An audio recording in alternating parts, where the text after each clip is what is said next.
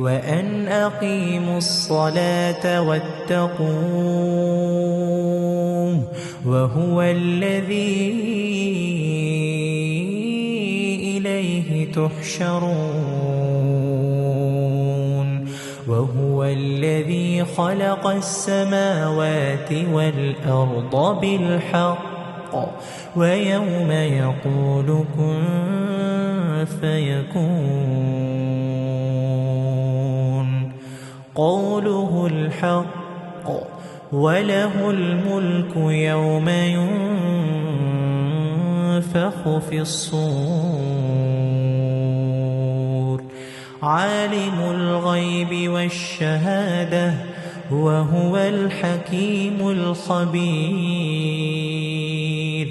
وإذ قال إبراهيم لأبيه آزر أتتخذ أصناما آلهة إني أراك وقومك في ضلال مبين وكذلك نري إبراهيم ملكوت السماوات والأرض وليكون من الموقنين